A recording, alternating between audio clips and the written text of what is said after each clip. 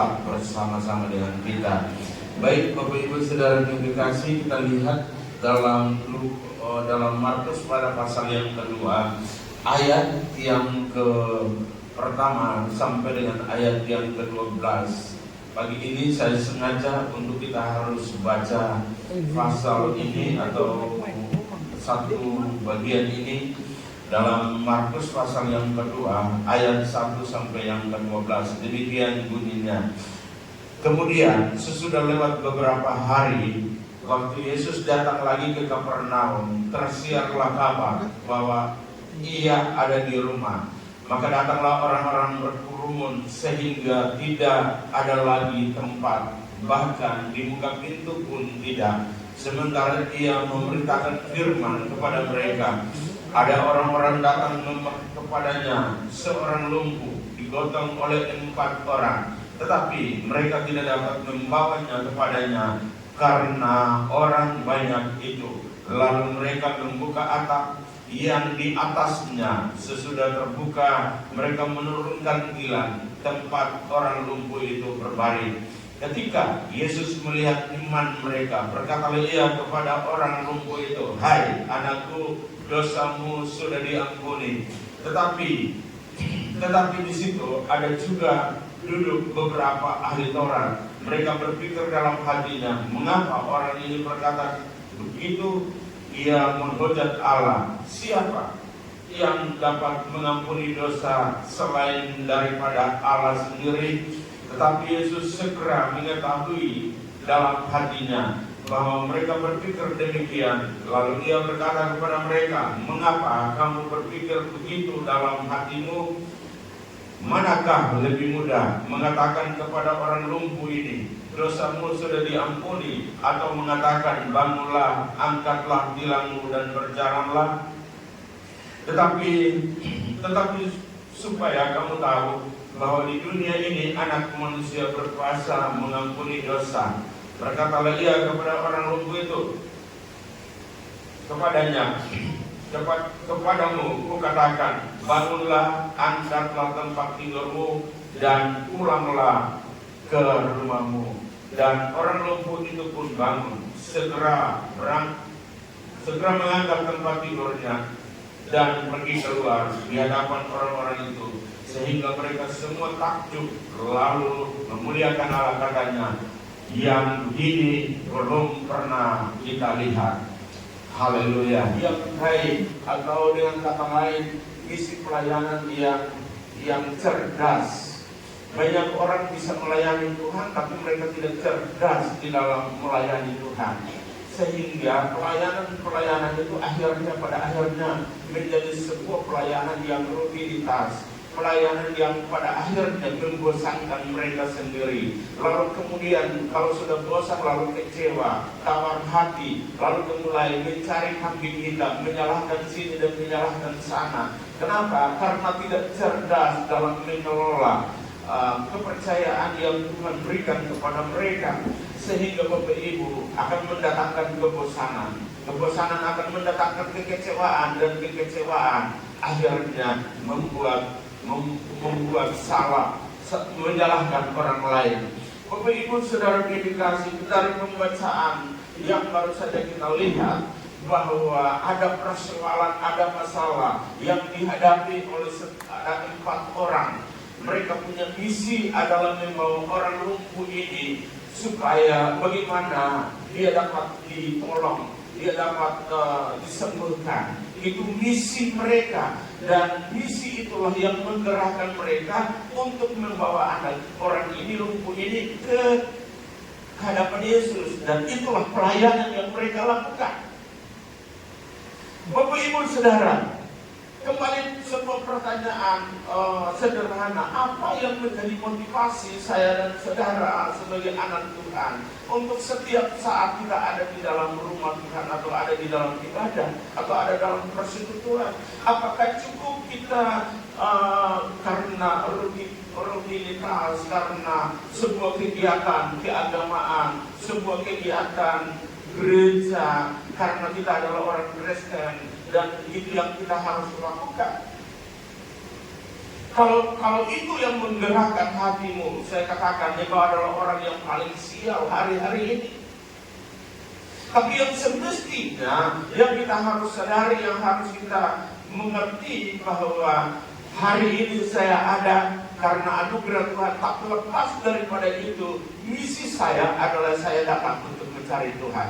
Tujuannya adalah supaya saya diberkati, rohani saya diisi, dan kembali daripada itu saya bisa melayani orang lain maksimal. Tapi kalau tidak, saudara, kita akan menjadi orang Kristen yang hanya egois, yang cuma mengisi diri kita dengan pengetahuan, mengisi diri kita dengan hadirat Tuhan, tapi itu tidak bisa mengalir ke orang lain, karena orang lain tidak akan mengalami sesuatu, karena keran aliran surgawi itu tersumbat, tidak dapat dialirkan. Dengarkan baik, itu bukan yang Tuhan inginkan bagi kita. Itu bukan yang Tuhan rencanakan bagi kita. Tuhan inginkan dan Tuhan rencanakan bagi saya dan saudara adalah kita diselamatkan supaya menjadi berkat bagi orang lain. Nah, itulah sebabnya Bapak Ibu, kalau memperhatikan pasal ini dengan baik, bahwa misi daripada keempat orang ini tidak disebutkan nama mereka, tidak disebutkan bahwa itu Matius, Markus, dan Lukas, atau Yohanes, Simon, dan Petrus, atau Herman, dan sebagainya. Maaf, tapi saya tidak bermaksud macam ini. Nah, ataukah Yakobina, Yohana, dan siapa? Begitu. Apakah mereka kurang pengetahuan? Tapi sering ada kode etik yang harus dijaga. Nah, Bapak Ibu saudara yang kekasih di dalam Tuhan Yesus Kristus, jadi perhatikan baik bahwa yang dikatakan kreatif atau kecakapan, kecerdasan itu berbicara tentang apa yang bisa kita kembangkan dengan cara yang berbeda dan tidak begitu-begitu saja, dan akhirnya membosankan kita sendiri. Itu yang di awal tadi saya katakan. Tuhan memberikan kepada kita hikmat untuk melakukan tugas pelayanan dengan cara yang cerdas, dengan kemampuan yang perlu dikembangkan. Ini yang sering saya bilang buat anak-anak muslim atau orang-orang yang melayani, harus kembangkan keahlianmu, harus mengembangkan kecakapanmu atau kemampuanmu untuk bagaimana cuma bukan hanya bisa main musik dengan baik, tapi juga harus kembangkan rohanimu. Karena kalau tidak mampu memainkan alat-alat musik, tapi kemampuan rohani kita tidak dapat dikembangkan, maka kita tidak ada bedanya dengan band di luar sana. Bahkan mereka masih lebih baik mungkin dari kita, karena mereka punya keahlian. Tapi kalau kita punya keahlian, kalau Roh Kudus akan memenuhi, melengkapi, dan akan menolong kita, maka yang sederhana akan menjadi luar biasa. Maka orang berkata, hal yang begini belum pernah aku dapati di tempat lain. Haleluya. Nah, semua bingung. Nah, Bapak Ibu saudara yang kekasih, mari kita belajar dari keempat orang yang menjalankan misi pelayanan mereka dengan kreatif. Hal yang pertama saudara yang kekasih, kita lihat dalam ayat 1 sampai dengan ayat yang ketiga, bahwa tidak walaupun mereka ada banyak halangan dan rintangan, tapi mereka tidak menyerah karena tantangan yang ada di depan mereka. Dalam ayat 1 sampai dengan ayat yang ketiga, kalau saudara membacanya di sana dikatakan ayat 1 sampai dengan ayat yang ketiga, kemudian sesudah lewat beberapa hari, waktu Yesus datang lagi ke Kapernaum, tersiarlah kabar bahwa ia ada di rumah. Maka datanglah orang-orang berkerumun sehingga tidak ada lagi tempat, bahkan di muka pintu pun tidak. Sementara ia memberitakan firman kepada mereka. Ayat 3, Ada orang-orang datang membawa kepadanya seorang lumpuh digotong oleh 4 orang. Perhatikan dengan baik saudara. Saya sudah tampil di tempat ini di Kapernaum, tapi tidak lagi rumah yang maksudnya tidak ada rumah, tidak ada apa-apa, cuma puing-puing saja yang ada di situ. Saya tidak tahu itu asli, maksudnya tempatnya atau replika mereka bohongi kami, saya tidak mengerti. Tapi yang jelas kami dibawa ke situ dan ditunjukkan bahwa inilah Kapernaum, tempat di mana orang lumpuh dibawa datang, dan tempat itu juga rumah Simon Petrus itu disembuhkan anak yang sakit. Nah, Bapak Ibu Saudara yang dikasih, kalau saya salah nanti koreksi. Yang sudah di Pak Herman dan tanya Roy, dia juga nanti akan lebih tahu. Itu kan pelecehan. Tapi itu maksudnya corona sudah 1 kali. Nah, jadi Bapak Ibu Saudara yang dikasih, kita lihat bahwa misi mereka adalah bagaimana supaya mereka dapat menolong orang ini, orang lumpuh ini, untuk diselamatkan. Dan misi itu mendorong mereka untuk apa? Mereka harus bertindak untuk bagaimana melayani orang ini, membawa orang ini untuk disembuhkan. Tapi tidak semudah itu, tidak segampang itu. Kita lihat dalam pembacaan itu ayat 1 sampai dengan ayat yang ketiga, bahwa banyak orang yang berdesak-desakan sampai tidak ada jalan masuk itu. Nah, Bapak Ibu Saudara, tapi itu tidak akan menjadi alasan bagi mereka, wah tidak bisa, aduh susah, mau bikin bagaimana lagi, atau pulang tua. Tidak.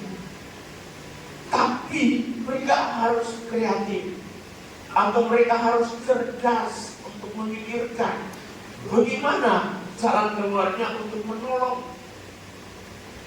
orang ini yang lagi membutuhkan pertolongan Tuhan. Ada hambatan, ada halangan, ada tantangan, tapi tidak menjadi alasan bagi setiap anak Tuhan untuk dia kandas di dalam kehidupannya. Mungkin tidak serupa, ada masalah-masalah yang datang dalam kehidupan saya dan saudara, ada persoalan-persoalan yang datang dan saudara melihat ada kesulitan besar, seolah tidak ada jalan keluar, dan saudara mungkin secara manusia seolah sudah mentok, sudah tidak bisa lagi untuk berbuat sesuatu. Dengarkan, masih ada Tuhan untuk mau menolongmu. Yang penting engkau arahkan hatimu, pikiranmu, pandanganmu tertuju kepada Dia. Dia pasti akan memberikan saudara hikmat. Dia pasti akan memberikan jalan keluar. Alkitab berkata, sana sini tidak ada jalan keluar. Dan ketika kita angkat muka kita memandang Dia dalam hadiratnya, dalam kemuliaannya, ada jalan keluar. Haleluya. Mereka tidak terbatas akal mereka. Mereka tidak kehilangan akal. Dalam pembacaan ini sangat memberikan gambaran jelas bagi saya dan saudara bagaimana visi mereka dapat terrealisasi. Bagaimana agar pelayanan mereka dapat maksimal, menghasilkan hasil yang tidak mengecewakan. Situasi yang sangat sulit, tidak mudah. Tapi apakah mereka hilang harapan? Apakah mereka hilang akal? Haleluya. Alkitab saya mencatat selanjutnya. Kita lihat hal yang kedua, Mereka tidak berhenti mencari cara. Ada hambatan, ada tantangan, ada rintangan. Tidak ada seolah jalan keluar. Tapi mereka tidak akan berhenti di situ. Hal yang kedua, mereka tidak akan berhenti di situ. Kadang contoh kecil saja ya, contoh kecil saja. Ini hari Minggu, kalau pagi mau bangun agak sedikit berat, apalagi kalau lihat di luar ada hujan. Ini contoh. Ini bukan cerita, ini contoh. Ada hujan. Sekarang keputusan kita apa? Mau tarik selimut, kasih kain tutup, atau apa yang harus kita ambil? Tindakan apa yang kita harus lakukan? Apakah kita semakin tarik selimut, kasih kain, tutup semua, tutup telinga, tutup mata, belum cukup angkat bantal, tutup ke kepala lagi supaya jangan dengar apa yang ribut, supaya jangan lihat terang yang sudah menunjukkan siang, ataukah mana bagian ada hujan. Nah, segala hujan kuat, Tuhan juga tahu ada hujan. Maka angkat kata kita Tuhan kemudian dia kita tahu sebuah nafas tidurlah, dan akhir kata kita Tuhan maka kemudian tidurlah dan jangan bangun lagi. Apakah seperti itu? Tidak ada di ruangan ini. Karena kalau ada di ruangan ini pasti begini tidak datang. Yang lain maksudnya yang tidak ada mungkin. Nah, kadang kita ada di dalam situasi sulit yang seperti itu, dan kita seolah tidak ada daya. Mungkin tambah lagi dengan situasi yang mungkin membuat kita ya sudahlah. Bagaimana? Ataupun nasib sebegini. Pakai lagi istilah nasib sebegini. Apakah seperti itu? Tuhan ingin untuk saudara akan mau menjadi orang yang kalah dalam keadaan itu, ataukah Tuhan ingin untuk saudara akan mau menjadi orang yang menyerah saja dengan situasi itu? Dengarkan baik, hei anak-anak Tuhan, jemaat yang Tuhan kasihi. Tuhan tidak ingin, Tuhan tidak rela, Tuhan tidak mau kita akan menjadi orang-orang yang kalah, orang-orang yang mudah menyerah dengan keadaan. Tapi Tuhan mau untuk kita bangkit, kita bangun dari keadaan kita, untuk kita akan lakukan sesuatu yang mana Tuhan akan bekerja bersama-sama dengan kita untuk mendatangkan sesuatu. Ada peristiwa-peristiwa lain atau sesuatu lain yang mungkin juga terjadi dalam kehidupan kita, dan persis khotbah itu, kata-kata itu pas dan mengenal kita. Kita cepat cenderung menghakimi pengkhotbah atau pendeta yang sementara menyampaikan firman Tuhan. Dan ketika Yesus menyampaikan itu dan berkata kepada orang lumpuh ini, dosamu telah diampuni, spontan di hati para ahli Taurat berkata, orang ini menghina Tuhan sekali. Siapa dia? Yang bisa mengampuni dosa itu Tuhan. Dia siapa? Yesus cepat langsung tahu. Dan Yesus berkata, manakah lebih baik? Berkata kepada orang ini, dosamu sudah diampuni, atau angkatlah tilangmu dan berjalanlah. Ada berkat double atau ada berkat ganda yang akan diterima oleh orang ini. Pertama adalah Tuhan bilang, dosamu sudah diampuni. Walaupun bukan itu tujuan orang ini datang untuk itu.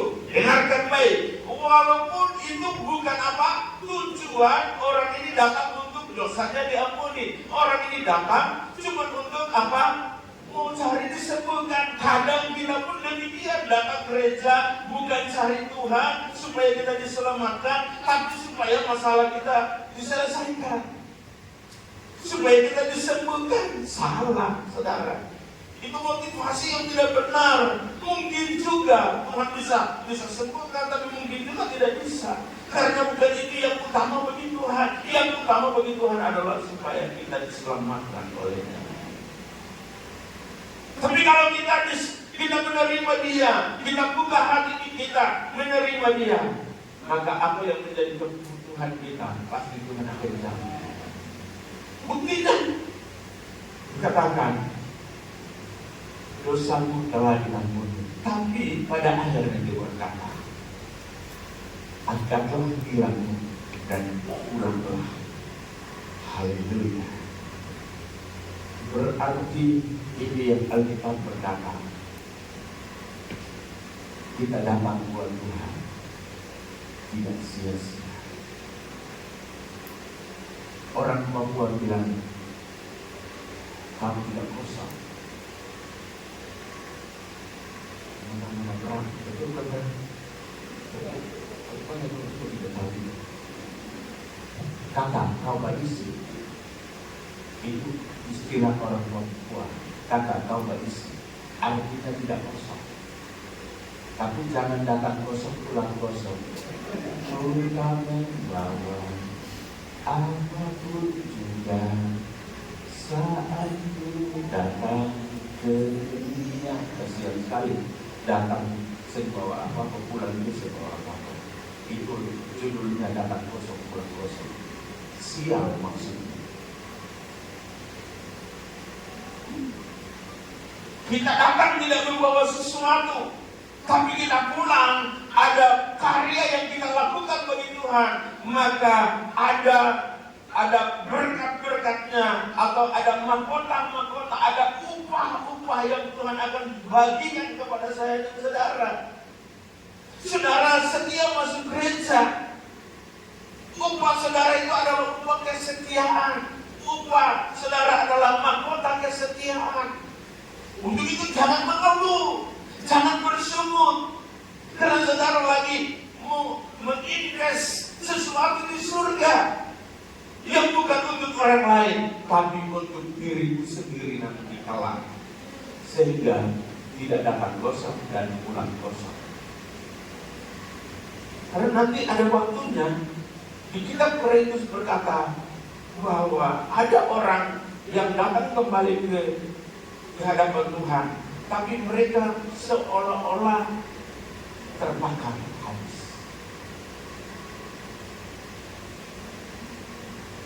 Ketika pengujian itu datang, mereka seolah-olah melewati api. Korintus berkata, mereka lancar. Artinya mereka berkarya mungkin, tapi tadi oleh karena persemutan dihapus. Mereka berkarya, mereka melayani dengan baik, tapi juga ada persemutan, maka dihitung kasihan. Juga mungkin kesalahan-kesalahan yang lain yang mereka juga buat, kemudian dihapus. Ketika saat kedatangan, Alkitab berkata mereka bisa diselamatkan, tapi seolah-olah melewati api. Akan habis terbakar semua apa yang ada pada kita. Nah, Bapak Ibu saudara yang dikasihi di dalam Tuhan Yesus Kristus, kita lihat kadang dalam perjalanan iman kita, dalam perjalanan kehidupan kekristenan kita, tidak jarang, tidak sedikit banyak hal yang datang membuat kita seolah tidak ada jalan keluar. Kita mau coba berhenti dan sebagainya. Tapi sebagai anak Tuhan yang kreatif, yang cerdas, yang cakap, dia tidak akan malu menyerah begitu saja. Tapi dia harus berusaha. Tadi malam Kadang kita cuma tuntut Tuhan kan janji toh. Tuhan janji kan kamu ngerti. Maksudnya Tuhan janji kita mau instan, kita tidak mau berusaha. Harus berusaha. Sambil berusaha, sambil berserah buat Tuhan, sambil berusaha, sambil bersandar buat Tuhan, sambil berserah, sambil mengandalkan Tuhan. Maka kau akan lihat kemuliaan Tuhan yang Dia akan nyatakan nanti dalam hidup saudara. Hal yang berikut, misi pelayanan yang kreatif yang kita perlu belajar dari keempat orang adalah yang ketiga, tidak mencari pujian. Saudara, ayat 12. Dan orang itu pun bangun, segera mengangkat tempat tidurnya dan pergi keluar di hadapan orang-orang itu, sehingga mereka semua takjub lalu memuliakan Allah. Katanya, yang begini belum pernah kita lihat. Kalau keempat orang ini mereka menyerah, mereka tidak akan melihat kemuliaan Tuhan. Walaupun ada halangan juga daripada ahli-ahli Taurat. Orang ini siapa dia? Sok tahu saja orang ini. Kan yang bisa mengampuni dosa orang adalah Tuhan. Siapa dia yang mengampuni orang ini dosanya sudah diampuni? Tapi Tuhan mengkantarnya. Dan kemudian Tuhan kasih berkat, bonus bagi orang ini adalah yang merupakan itu yang dia cari. Cari Tuhan dengan sepenuh hati, maka apa yang engkau butuhkan Tuhan akan memberikan sebagai bonus bagimu. Saya ulangi kata ini, saya anggap kata kunci. Utamakan Tuhan, cari Tuhan dengan betul, dengan benar. Baru apa yang engkau butuhkan, apa yang engkau perlukan, Tuhan kasih itu menjadi bonus. Jadi jangan utamakan apa yang saudara butuhkan. Utamakan dulu apa yang Tuhan butuhkan. Kalau adalah menyenangkan hati. Sekali lagi, utamakan Tuhan dalam hidup saudara. Apa yang Tuhan butuhkan dari saudara dan saya adalah menyenangkan hati Tuhan.